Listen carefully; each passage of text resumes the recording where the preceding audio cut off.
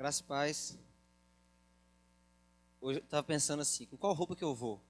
Porque se eu for muito arrumadinho, eu não vou de cacá, né? Não vai parecer que sou eu. Só que tá muito frio.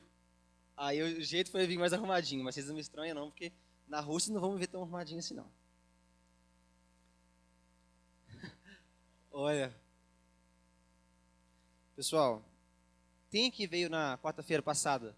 Faz um sinal para mim. Amém. Vocês lembram do que o Jefinho falou? Ele falou sobre fé. E eu quero dar uma continuidade àquilo que ele falou. Eu não falei com ele que eu ia dar continuidade, não, para ele não ficar se achando. Mas a gente vai falar sobre fé, só que de uma forma diferente. Eu quero trazer a fé para a prática. Porque se você tem fé, mas você não tem prática, não faz diferença a sua fé, nem a minha. Então, vamos lá, porque vai ser bacana. O texto base vai ser em Tiago, no capítulo 2, do versículo 14 ao 20.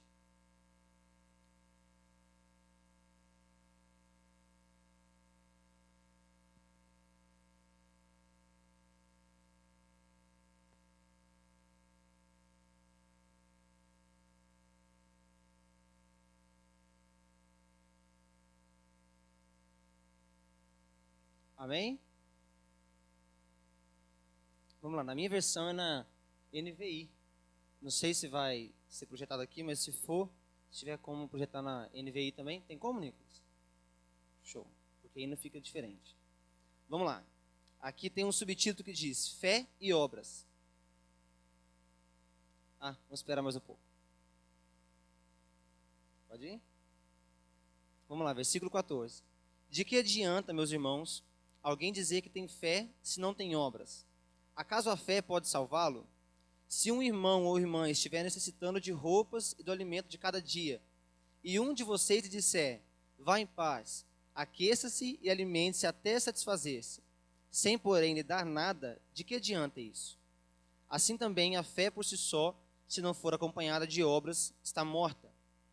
Mas alguém dirá, você tem fé e eu tenho obras. Mostre-me a sua fé sem obras, e eu lhe mostrarei a minha fé pelas obras. Você crê que existe um só Deus? Muito bem. Até mesmo os demônios creem e temem. Aí o versículo 20, para a gente fechar esse comecinho. Insensato, quer certificar-se de que a fé sem obras é inútil? E daqui para frente ele começa a dar uns exemplos para nós, de homens de Deus. Ele começa por Abraão, falando que Abraão ele é conhecido por nós como pai da fé, mas não foi só a fé que fez ele ter esse título, sabe? Ser conhecido dessa forma por nós. Mas vamos lá. Na quarta passada, o Jefinho falou que para a gente ter maturidade, a gente tem que ter fé. E agora eu quero trazer outra coisa que é necessária, que a fé sozinha não tem jeito. Para ter fé, você tem que ter prática. Mas como que a gente vai transformar a nossa fé em algo prático? E aí, a gente vai tratar de 3 tipos de estilo de vida. Porque tem como alguém fazer um... Muito obrigado, Ives. Aí eu fico mais tranquilo, enquanto ele vai aqui, eu já vou de cá. Tem 3 tipos de estilo de vida. Aí eu quero que você veja se você se identifica com algum desses. Tem a pessoa que leva um estilo de vida no seguinte: ele vive a fé no passado. É o crente historiador. Sabe como é que é? Tem o tipo de crente que é aquele que vive com uma fé no futuro. É o crente esperançoso. Ele está ali, ele espera, mas só espera. E tem o crente que vive no presente. A gente vai passar um pouquinho por eles, para a gente entender como a gente está, para a gente se situar. E assim, no final de semana passado, eu estava pensando muito sobre algumas coisas. E aí tinha um amigo meu, o João, que estava me devendo uma visita e ele foi lá em casa esses dias. E a gente conversando, a gente falou sobre algo que a gente vai entrar muito aqui. Sobre a importância de crer, sabe? A fé ela é muito importante. É importante você ter fé em Deus, naquilo que Ele diz, naquilo que Ele é e naquilo que Ele diz que você é. Porque senão não adianta. Então assim, a gente vai tratar sobre vários tipos de fé, Mas primeiro eu quero que você entenda uma coisa. É necessário que você acredite que tudo isso aqui é real. Porque senão não adianta.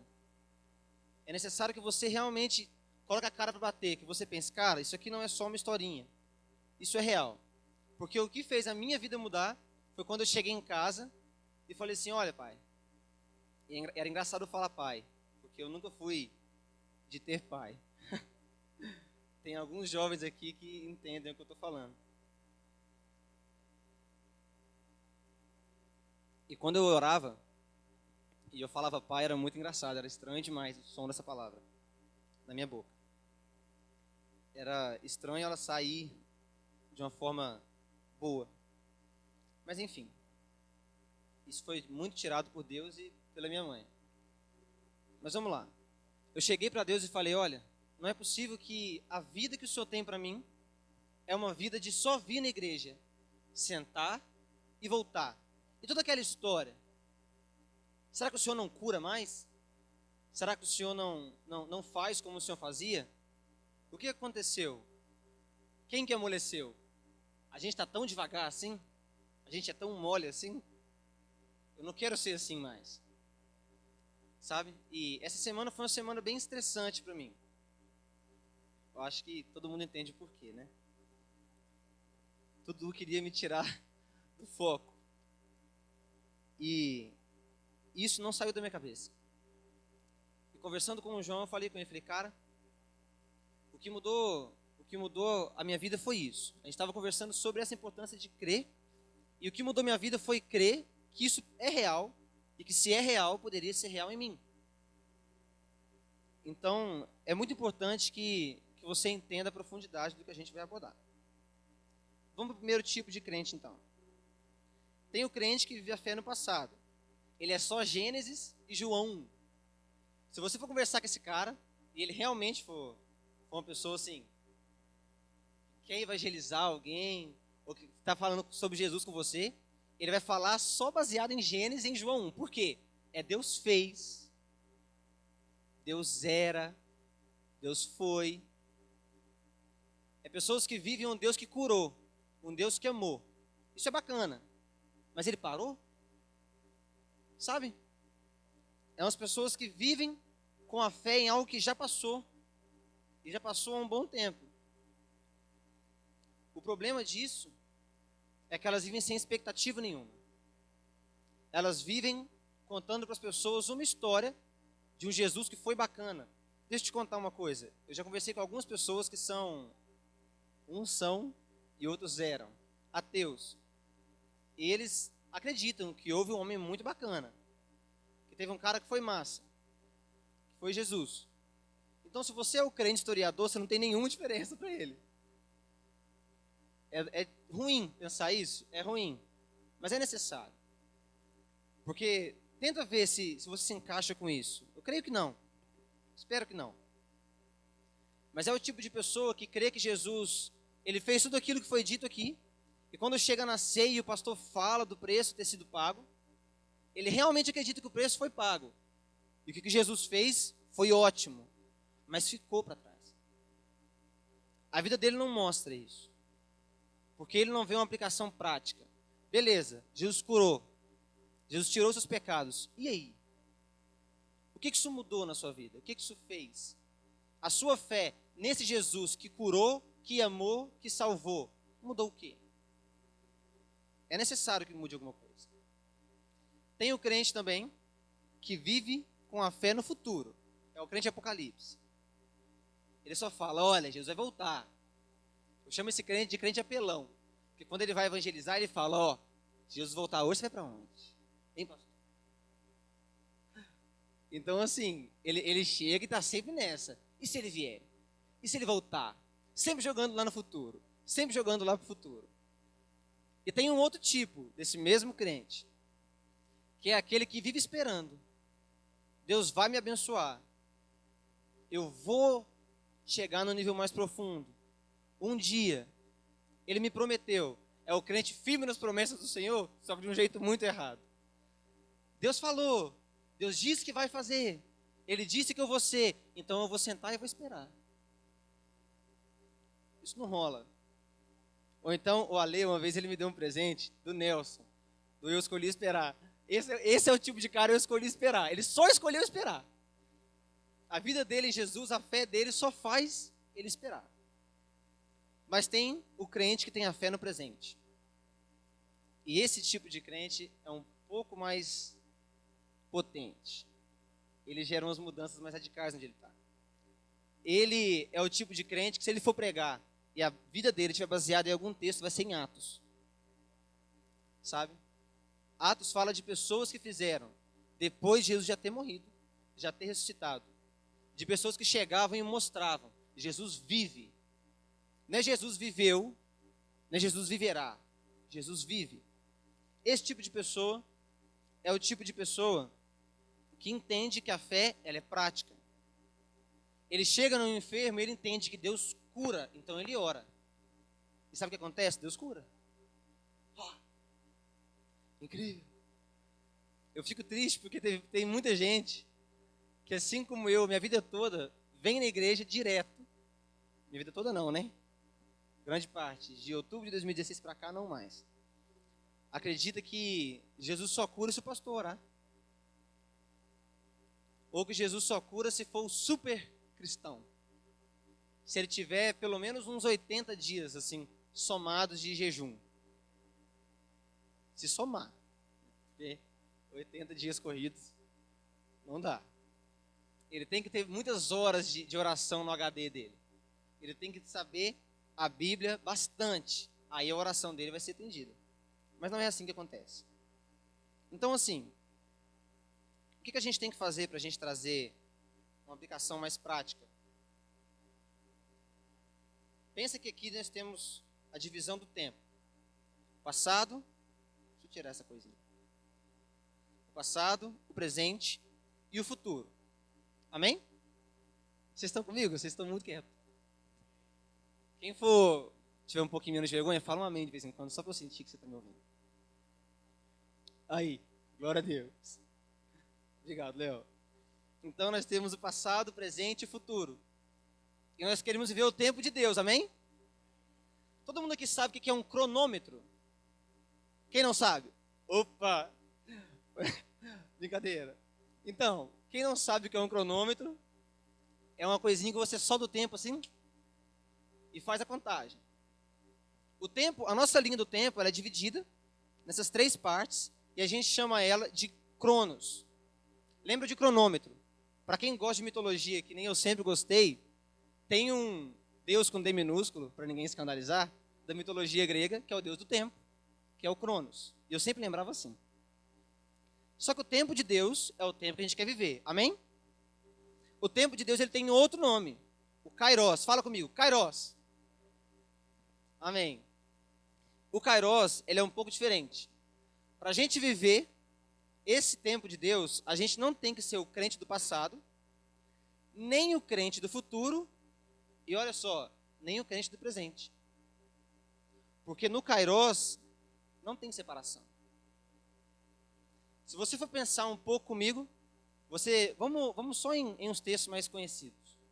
João 1 diz que no princípio era o verbo era Deus, o verbo estava com Deus.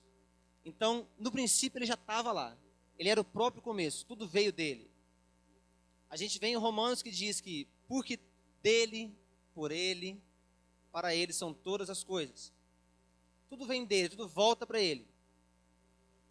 Tem outro texto que é um pouco mais difícil de ser conhecido, porque não é tão falado, mas que diz que todas as coisas convergem para Cristo. O Jefinho até citou ele na quarta passada. Ele falou sobre isso. As coisas convergirem para Cristo. Tudo apontar para Ele e terminar nele. A gente não fala que Ele é o alfa e o ômega. Tudo começa nele, tudo termina nele. Amém. Então Ele está no passado, Ele está no futuro. Ele não vai estar. Ele não esteve. É engraçado porque quando Moisés perguntou quem era, Deus ele disse, eu sou. Porque isso basta. Eu sou não muda. Eu sou não parou de ser. Eu sou não tem que esperar para ser. Ele é. Pronto. Isso basta. Quando você entende que ele é e que não tem as divisões de tempo, as coisas ficam um pouco diferentes. Agora a gente vai entrar mais na nossa conversa.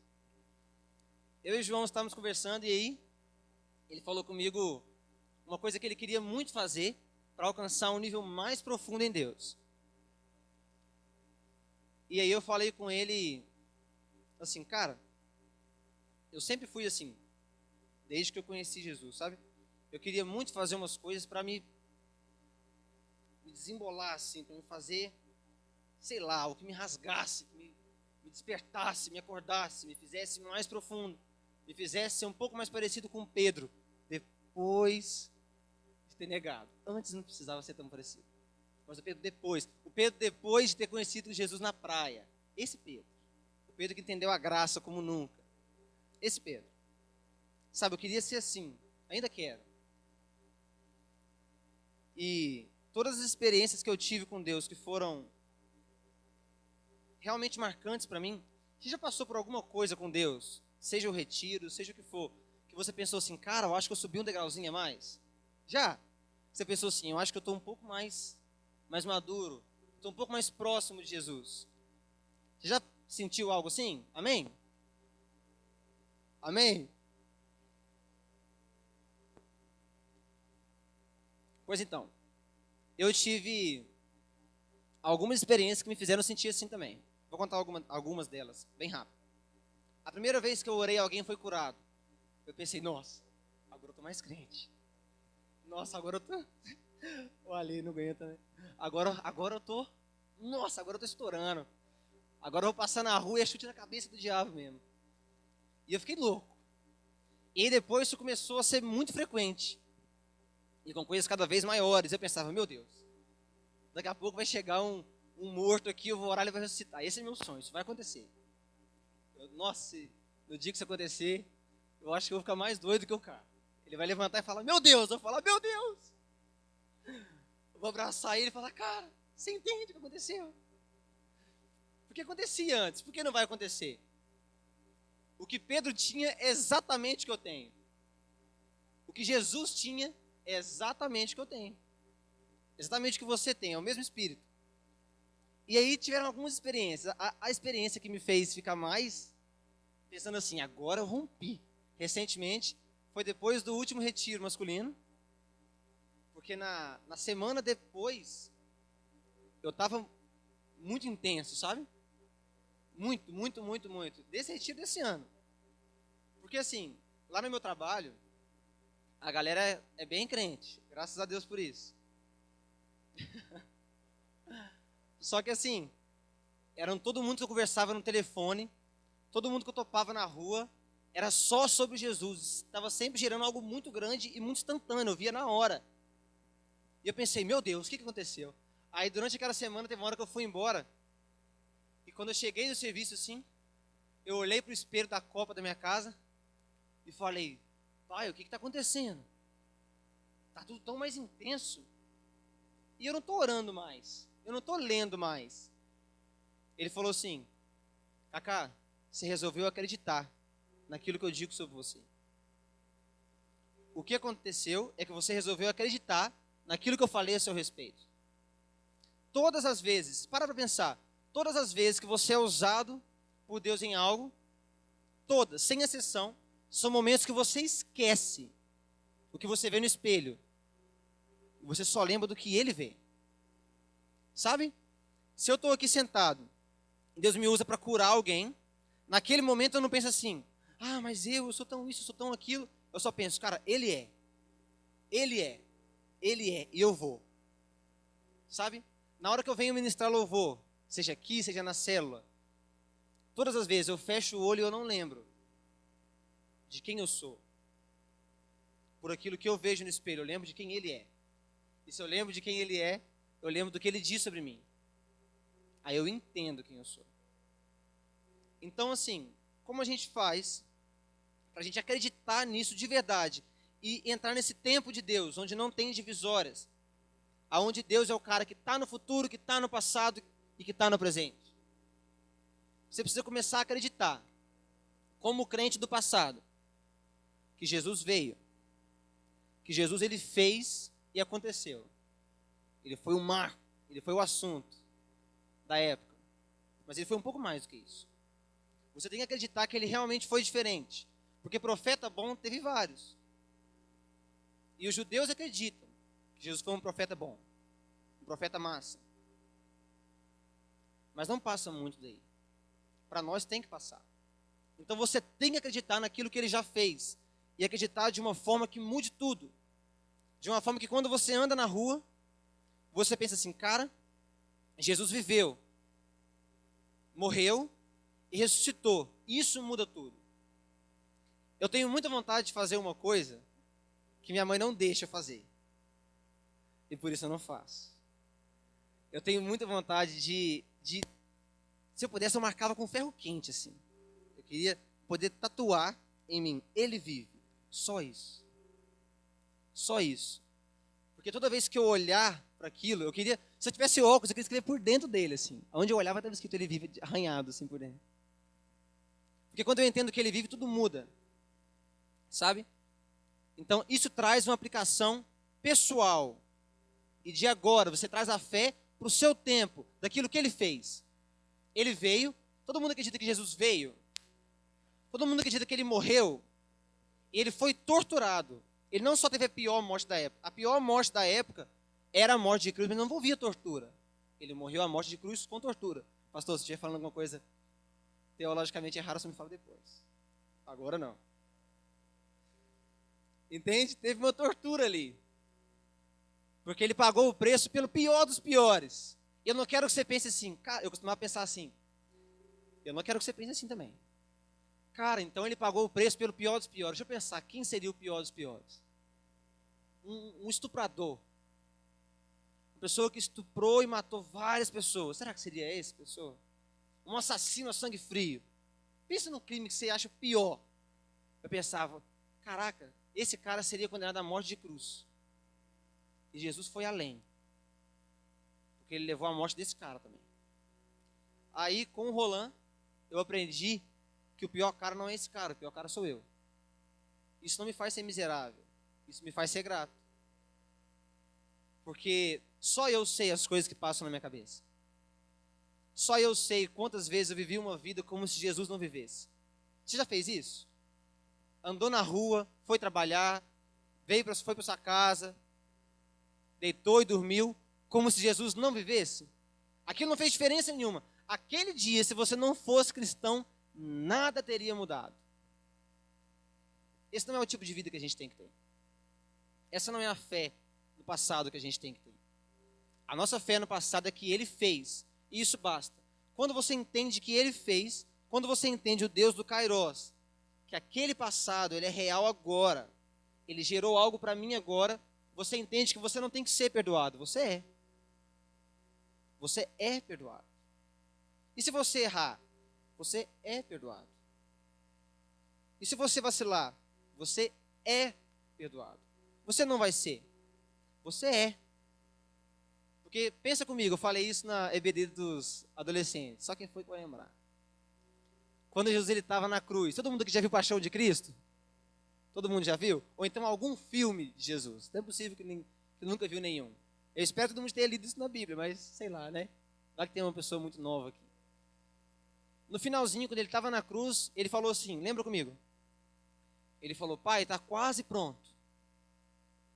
Só falta essa galera ir na igreja todo domingo agora. Está quase pronto. Só falta eles orarem.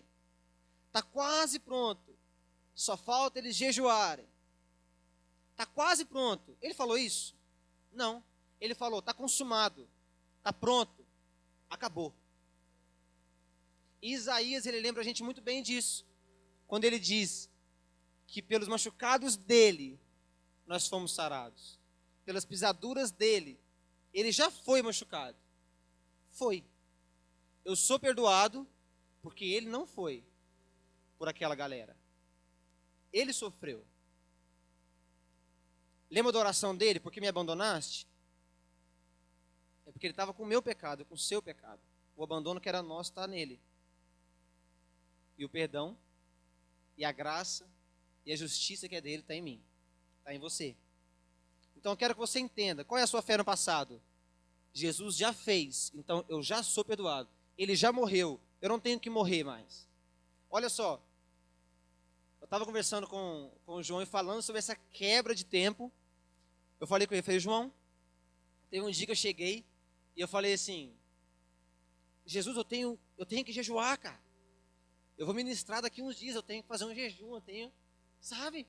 Eu tô com saudade de fazer alguma coisa louca da minha mãe, depois ter que me proibir de fazer. Eu fiquei proibido de fazer jejum por um bom tempo, aí eu parei. Porque eu estava ficando mais fino que isso aqui.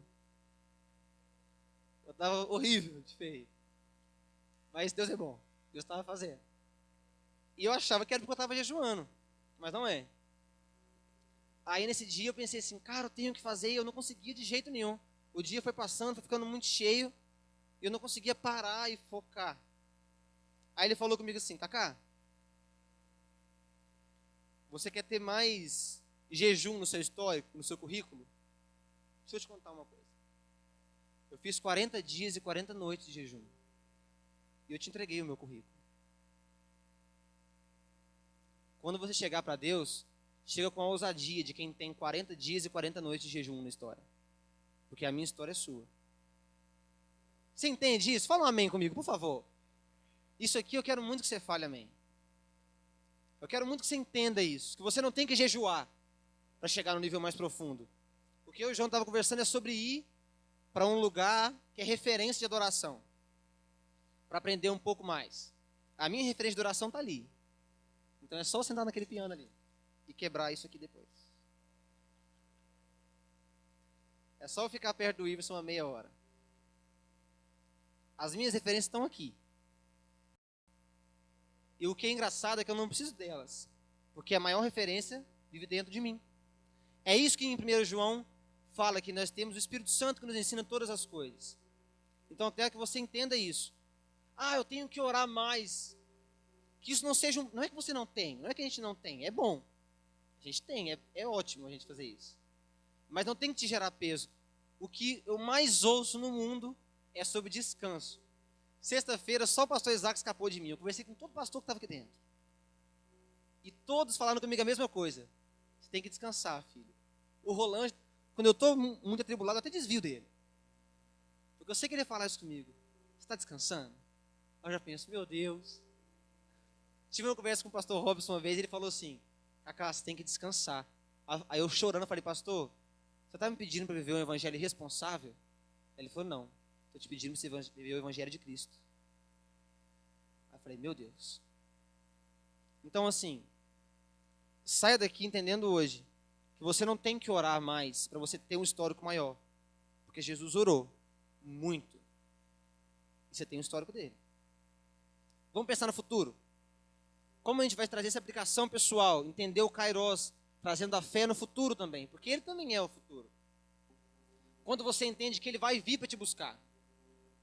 A nossa fé tem que fazer uma mudança na nossa atitude, por entender que ele já fez, que nós já somos salvos, já somos perdoados, e por entender que nós temos esperança, que ele vai vir nos buscar, que vai acabar toda a tristeza, por entender que ele prometeu, e que nós vamos sim cumprir tudo aquilo, por entender que isso daqui é um pouco mais do que um tema. A fé nisso daqui tem que te gerar alguma coisa. Mas eu não quero que você tenha fé no futuro como crente do futuro que eu disse. Que senta e fala. Nós vamos ver coisas maiores. Então eu vou vir na igreja todo domingo, vou sentar e vou esperar. Vamos ver quando que o louvor vai ser maior. Eu vou esperar. Eu quero ver quando que o mês dos jovens vai ser maior. Não é esse tipo de fé no futuro. É o tipo de fé que traz isso para cá. Que traz para perto. Assim como não é o eu era perdoado, eu fui, eu sou. Agora é eu sou aquilo que Jesus disse que eu sou. Eu vejo coisas maiores. Eu vou ver porque eu vou fazer. Eu vou caminhar de acordo com aquilo ali. Você entende? É quando ele diz que você vai ser um grande ministro de louvor, que você vai ser uma referência no seu trabalho, que você vai ser uma referência de dentista, que vai gerar uma mudança naquilo ali, ou seja qual for a sua área de atuação, como professor, sei lá, como seja o que for, eu sou estagiário, e quando ele diz para mim, Kaká, você vai ser um revolucionário ali, eu trago esse futuro para perto, eu falo, eu sou, então eu chego no meu trabalho e ajo como alguém que é. Entende? E eu tenho um amigo que ele reparou uma diferença de quando eu parei de lembrar disso. Quando eu parei de agir como o homem que Deus diz que eu sou, as coisas ficaram muito diferentes. Um cara que ainda é muito apaixonado por Jesus lá no cartório, vira e mexe, chegava pra mim e falava assim: Cacá, você está bem? Você está bem? Porque eu parei de agir como homem de Deus que Deus já disse que eu sou. Sabe? A minha mãe, ela entrou para nossa igreja e voltou para Jesus quando eu entendi que ela já era salva. Porque ele me disse. E se ele me disse, acabou. Se ele me disse, é. Quando ele me disse, creia e será salvo tu e tua família, você já leu isso? Já ouviu sobre isso? Já é. Acabou. Então haja como quem tem uma família salva. Chega na sua casa e viva assim. Não chega para Deus e ora reclamando. Ora como alguém que tem a família salva. E nesses meses eu não sei como ninguém me jogou fora, lá em casa ou no serviço. Porque eu tenho esquecido muito de quem eu sou. Mas assim que ele me lembrou, eu recebi o convite para voltar e pregar aqui. Eu não desviei. Eu não fiz nada para escandalizar ninguém. Eu fui mediano, eu fui medíocre. Eu misturei. Sabe o que é isso? É chegar na multidão e não fazer nenhuma diferença. Eu misturei. Eu entrei e saí, meus dias passavam e eu não reparava. E é entender que a fé, o tempo de Deus, ele é, como a gente diz, passado, futuro e presente. Ele diz: eis que eu estarei com vocês todos os dias. É acordar e falar: bom dia, Jesus. Eu voltei a fazer isso, eu tinha parado. Eu estava achando tão estranho, eu acordava triste. Agora eu voltei a fazer isso. Eu acordo e falo: bom dia, Jesus. E eu fico muito confuso, eu não sei você, mas eu tenho muita dificuldade em qual pessoa eu me refiro. Se é Pai, se é o Filho, se é o Espírito Santo. Aí eu falo bom dia para os três. Para não dar ciúme, para não dar briga. Eu acordo e falo assim: bom dia, Pai, bom dia, Espírito Santo, bom dia, Jesus. Porque eu não fico puxando sardinha só para um. Eu quero que você entenda isso. É você sair daqui e ainda hoje, na sua quarta-feira, você chegar em casa e falar assim: cara, Deus vive dentro de mim. É você entender aquilo que está escrito no meu coração. E eu espero que esteja escrito no seu. Ele vive. Você entende como isso muda tudo? Vamos agora para amarrar tudo isso. Só quero que não fique nada perdido. Todo mundo entendeu o crente no passado, vive de história. Ah, irmão, chega aqui. Deixa eu te contar sobre um homem que viveu há muito tempo, que andou pela terra, que curou, que fez, que amou. Ele era uma vez Jesus, crente do passado. Irmão, vem cá, deixa eu te contar sobre Jesus que vai voltar. Você tem que se arrepender, porque ele vai vir, ele vai voltar. E vive esperando. Espera ele voltar, espera o pastor chegar aqui e botar a mão no céu, acontecer a coisa maior que está escrito aqui. Sei lá, quem sabe esse teto aqui abre e cai alguma coisa. Bum! E a gente faz, sabe? Ou então ele quer chegar, tá com o olho fechado no louvor, quando ele abrir o olho, vê uns anjos rodando aí e fala: meu Deus, agora eu vi coisa maior. Ele senta e espera. Um dia vai ver. Não vai, cara. Não vai. Porque na caminhada com Jesus tem uma música que fala sobre isso. Vamos ver se alguém que já ouviu ela. Esperar é caminhar. Na caminhada com Jesus, enquanto eu espero eu caminho. Quem me conhece sabe que eu conheço. Não quero que ninguém faça assim. Ai, não quero. Quero falar. Tá, Breno? Quero explicar isso aqui de uma vez. Eu conheci a mulher que eu falo com Jesus que eu vou casar com ela. E ela sabe disso. Iverson. E assim, eu vou. Minha mãe sabe, a mãe dela sabe, todo mundo sabe, ela sabe. Isso é importante. E quando a gente foi começar a namorar, eu fiz tudo da forma que Jesus me ensinou a fazer. Sabe? exatamente como ele me ensinou. E é uma das poucas coisas que eu fico muito orgulhoso de ter feito. Sabe que eu penso, cara, isso aqui eu posso bater no peito e falar, não, foi exatamente como ele me falou. E quando a gente estava namorando, Jesus falou assim, Cacá, para esse namoro aí. Eu falei, ó, por quê? Ele falou comigo, tem coisas que eu quero trabalhar em você, separadamente, e nela, separadamente. Esse é o tempo agora. Não fica tanta pressa pro degrau de cima. E o degrau de agora? Sabe? Quando a gente é criança, a gente quer muito. Eu queria muito fazer 18 anos quando eu era criança. Porque eu imaginava que eu ia ser fortão. Isso aconteceu, como todos podem ver. Eu esperava que eu ia ter uma. Sei lá, eu já ia estar formado, estar na minha casa, uma casa bonitaça, ia chegar na minha mãe, dar um carro para ela. Sabe? É umas coisas assim. Eu imaginava uma coisa de outro mundo. Eu queria muito chegar nessa idade. Mas ainda criança, um dia quando eu fui para a praia, eu reparei que se eu ficasse passando a minha vida esperando, eu ia sempre esperar. Sempre esperar por alguma coisa e nunca ia chegar.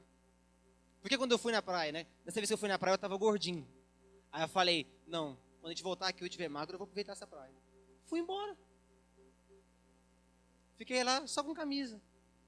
Eu falei, nunca mais. E Jesus me lembra disso agora aplicando nele. Nunca mais. E ainda hoje, eu e a Júlia não voltamos. A gente espera. A gente conversa, a gente ora, porque esperar é caminhar. A nossa vida não acabou aí. A sua vida não parou, porque você não viu a Ibatiba ser salva ainda. Nós esperamos por essa promessa, mas esperar é caminhar. Amém? Tem pessoas que não têm a família toda salva. Você espera, mas espera caminhando. Não senta e morre. Porque não vai acontecer se você não fizer nada. Tem gente que quer ser como Pedro, quer colher muito peixe, mas senta e espera o peixe pular. Espera, mas joga a rede. E a palavra de agora? E o agora? O amanhã vai ser massa, mas e agora? Entende? E aí, eu comecei a aplicar isso de forma muito prática na minha vida. E todo dia que eu me lembro disso, é um dia diferente. É um dia que eu sinto que eu subi um degrau a mais. Até entender que quem colocou degrau fui eu. Com Jesus, não tem degrau. Não tem divisória de tempo. Não tem divisória de espaço. Ele é. Ele é. Não tem nada que te impede de ser o que ele disse que você seria. Não tem nada que te impede de conhecer ele como Pedro conheceu, como Paulo conheceu, como um pastor conhece. O que te impede? Nós ouvimos algo no retiro de jovens que me marcou. E eu fiquei muito feliz porque eu vi isso comigo. Eu falei, cara, glória a Deus. O Emerson falou assim, Emerson Marinho, que quando a gente estivesse na nossa sala de aula e chegasse uma pessoa que não acredita em Jesus, pensa no seu trabalho, e falasse assim, ei, eu não acredito em Jesus. A nossa resposta deveria ser, você não tem que acreditar, você tem que ver ele em mim. Você entende isso? Você entende que Jesus vive em você? Jesus está vivo? Amém? Ele estava ou ele está? Está vivo? Então cadê ele? Mostra ele para mim. Entendeu? É quando a gente chega numa pessoa e fala assim, cara, Jesus vive. Imagina se ela fala, e vive onde? Não é? Vive onde? E aí? Ele está onde? Porque eu não vi até hoje. Aonde que ele está que eu nunca esbarrei com ele? Está aqui? Tem que falar, cara, ele está aqui. Eu vou te mostrar ele. Anda comigo um pouquinho. Vou te mostrar ele um pouco. Entende? Se Jesus vive, aonde ele está? Mostra ele para mim. A nossa fé na prática é uma fé que consiste em uma frase. Eu quero que você guarde essa frase. A minha fé tem que mostrar ao mundo que Jesus vive. Amém? Fala comigo. A minha fé tem que mostrar para o mundo que Jesus vive. Porque se a sua fé não mostra que ele vive, ela atesta que ele está morto. Você entende? Se a sua fé não comprova que ele vive, ele confirma a teoria que está morto. Se a sua vida não mostra que ele vive, você confirma para quem acredita que ele está morto. Porque fulano fala assim, não, Jesus não deve estar vivo não. Porque esse cara anda comigo dia e noite. Fala que esse cara está vivo, que anda com ele, e aí? Não mudou nada. Nada, nada. Que nós tenhamos uma vida que mostre que Jesus vive. A minha fé é essa. A sua fé é essa. A fé de Jesus era essa. A fé da Escritura é essa. Uma fé que revela, que mostra que Cristo vive. Então, o que a gente tem que sair daqui hoje com algo gravado no nosso coração? O que é? Você tem que acreditar que você já é o que ele diz. Que nós já somos a igreja que vai fazer a diferença. E por favor, aí você pensa assim, isso, a igreja batista é melhor do que as outras. Por favor. Você não entendeu o que é ser igreja. Você não entendeu o que é ser igreja. É o corpo, não é o prédio. Ele não falou sobre um prédio, ele falou sobre um corpo. É sobre nós, é sobre eu e você. Sabe? É sobre a gente entender isso. Eu queria muito fazer uma oração. E eu queria que os pastores que estão aqui subissem e fizessem essa oração comigo. Por todos nós.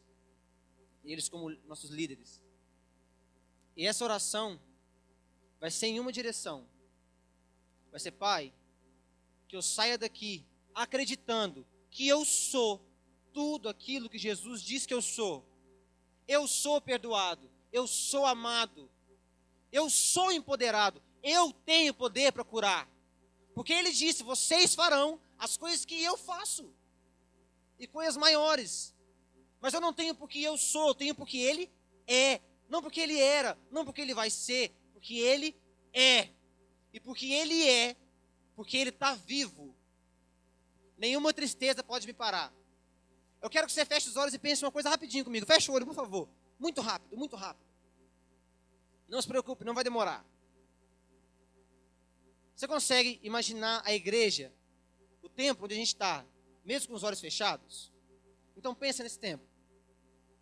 Do jeitinho que a gente está agora, você sentado aí.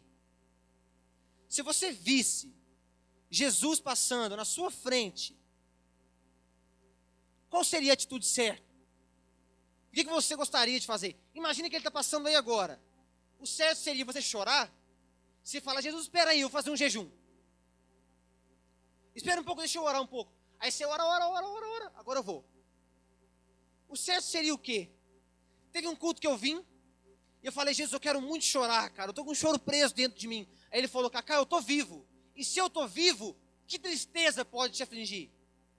Se você sabe que eu estou vivo e que eu estou aqui, você tem que chorar comigo ou se alegrar comigo? Porque Jesus disse que o tempo de chorar é quando o noivo não está. O noivo está em mim, eu não tenho que chorar mais. O noivo chegou. Ele vive em mim, isso muda tudo. Então, com os olhos fechados, pensa. Ele está aí. Qual é a sua atitude? Será que o certo seria você ajoelhar e chorar? O que você gostaria mais de fazer? Ajoelhar e chorar ou levantar e abraçar ele? Ou sentar e conversar? Você sentaria e ficaria assim, se lamentando e se queixando da sua vida, falando, ai Jesus, eu sou tão pouco, eu preciso disso. Eu preciso desse emprego, eu preciso dessa mudança, eu preciso de alguém. Você sentaria e falaria, cara, como eu esperei por isso. Sentaria e falaria, você é mais lindo do que eu imaginei. Ou você pensaria em alguma palavra bacana para dizer para ele, porque nenhuma palavra é suficiente. Diria que ele é santo, que ele é lindo, que ele é maravilhoso. Você diria aquele maravilhoso versículo, Deus forte, príncipe da paz. Todas as palavras legais que você conhece, O que seria mais coerente sabendo que ele vive? Eu vou responder para você. Se eu sei que ele vive, não tem por que eu me lamentar. Não tem por que eu viver uma vida esperando acontecer, esperando uma alegria que não veio, esperando uma salvação que não veio, esperando um alívio, um nível mais profundo que parece que nunca vem. Se ele está vivo, o nível mais profundo está na minha frente. Porque se ele está vivo, a promessa sobre Batseba está na minha frente. Se ele está vivo, que tristeza pode me segurar? Se ele está vivo, que pecado pode me parar?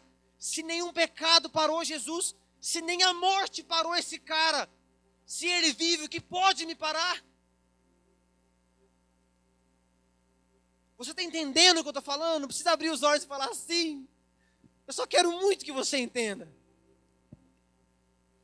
Porque se Jesus está vivo, o que pode impedir a sua família de ser salva? Quantas horas de oração comprariam a vida da sua mãe? Quantas horas de oração comprariam a vida do seu filho? Será que tem alguma quantidade de horas que seria suficiente? Não. Nada seria suficiente. Quantos dias de jejum comprariam a sua família? Ei, com os olhos fechados ainda. Quantos dias de jejum seriam suficientes para comprar a sua salvação? Para te fazer digno de conversar com aquele que criou tudo, todas as coisas. Quantas horas de oração te fazem digno de sentar aqui agora? Quantas? Pensa, fala com Jesus. Jesus, eu acho que 60 horas de oração me fazem digno de sentar e falar com o Senhor. Nada te faz digno, nada me faz digno, nada jamais vai te fazer. Se você tivesse orado toda a sua vida até aqui, até hoje, até agora, você não mereceria chegar no nível mais profundo hoje. Você não mereceria ouvir isso de Deus. Eu não mereceria ouvir, quanto mais falar sobre isso. Mas com os olhos fechados, pensa. O cara que você está pensando agora é o cara que orou. Qual é a oração que você tem que fazer? O cara que você está imaginando agora é o cara que orou. Quantos dias de jejum? O cara que está na sua frente agora é o cara que teve um jejum eficiente. Uma oração eficiente, uma vida de oração constante, poderosa. O que eu poderia fazer para ser digno se o cara mais digno de todos morreu por mim? Se o desejado das nações desejou morrer por mim? Com os olhos fechados, eu quero que você comece sua oração. E depois os pastores vão dar continuidade. Porque eu não quero ficar com você aqui até meia-noite, para não apanhar na rua depois. Mas eu quero que você saia daqui ficando com Jesus até a morte. E até depois dela. Eu não quero que você abra o olho e pense, cara, aquilo que ele falou é legal. Mas eu tenho que orar mais, eu tenho que ler mais. Jesus leu, Jesus orou, Jesus fez. Fé no passado, ele já foi suficiente. Isso já me limpou, já me fez digno. Ele se fez maldição e me fez justiça. Eu não mereço, eu não sou justo. Eu sou justo. Eu sou justo. Você é justo, porque ele morreu para que você fosse. Porque em Coríntios diz que nós somos feitos justiça de Deus. Então ore como alguém que é. Ore como alguém que é. Para que a gente saia do culto de hoje entendendo que a maturidade não vai vir. Ela veio e ela vive dentro de mim. Para entender que o poder que criou todas as coisas e que poderia destruir todas elas, vive dentro de mim. Que pode curar a sua mãe, o seu irmão, o seu pai. Que pode salvar, que pode destruir Batseba. E reconstruir do zero. Vive dentro de você. E você não tem que fazer nada. Você não fez nada para que ele te quisesse. Então não faça nada para que ele te queira mais. Ele já te quer. Ele vai continuar te querendo amanhã. E sabendo que Jesus vive, o que muda? O que pode te parar? O que pode ser maior? Sabendo que Jesus vive, o que me impede de praticar a minha fé? De viver uma vida entendendo que Ele cura hoje, então Ele vai curar através de mim. Que Ele salva hoje, então Ele vai salvar através de mim. Que Ele tem poder hoje, então eu vou andar em poder. E onde eu colocar as plantas dos meus pés, ali eu vou possuir. Ali vai ter uma marca dele. Entendendo que eu não vou ter um relacionamento bacana amanhã. Eu vivo uma vida entendendo que isso já foi liberado sobre mim hoje. Porque a Bíblia diz que todas as coisas já estão disponíveis a nós. Nós já fomos. A Bíblia diz que você foi abençoado com tudo nas regiões celestiais. Já foi tudo liberado. Só falta a gente praticar. Então, vamos orar por isso.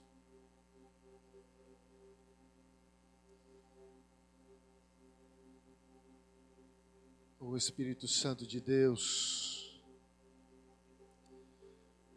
é o Teu Espírito Santo, Deus, que testifica com o nosso espírito, nesse momento que o Senhor está vivo.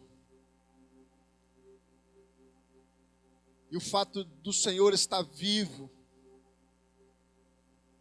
é isso que nos leva, Senhor, a avançarmos na certeza da vitória. A certeza de que o Senhor está vivo, está presente no meio da tua igreja, porque a tua palavra garante isso. Essa certeza, Pai, é que nos leva, Senhor, a viver uma vida buscando a santidade, buscando o crescimento. A certeza de que o Senhor está vivo é que nos leva, Senhor,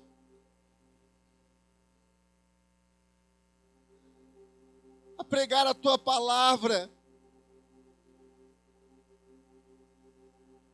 É a certeza que o Senhor está vivo que nos dá ousadia, Senhor,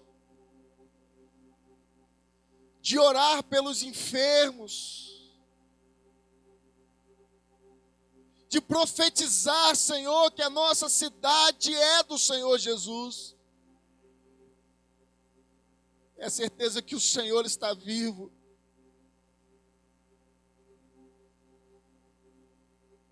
Que impede os nossos pés de vacilarem, Senhor. A certeza de que o Senhor está vivo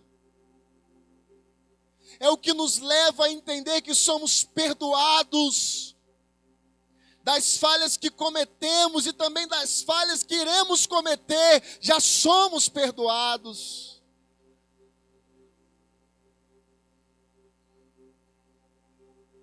É a certeza de que o Senhor está vivo, que nos leva a cantar que o Senhor é lindo, que o Senhor é maravilhoso.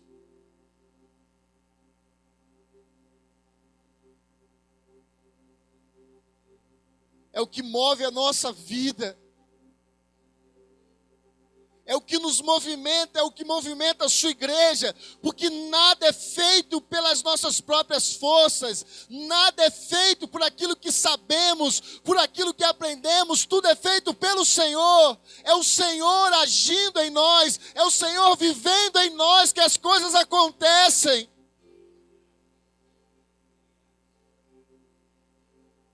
Pai, traga essa certeza aos corações. Que saiamos daqui, Senhor, e entendemos que o Senhor habita em nós, que o Senhor vive em nós, e isso muda tudo. Nós somos, não seremos. Nós somos, não fomos, nós somos a tua igreja, nós somos teus filhos, nós somos aqueles que somos mais do que vencedores, Pai. Nós somos a geração que vamos ver a volta do Senhor Jesus. Traga isso, Pai. Traga essa convicção ao coração dos seus filhos. Em nome de Jesus. Em nome de Jesus. Em nome de Jesus. Aleluia.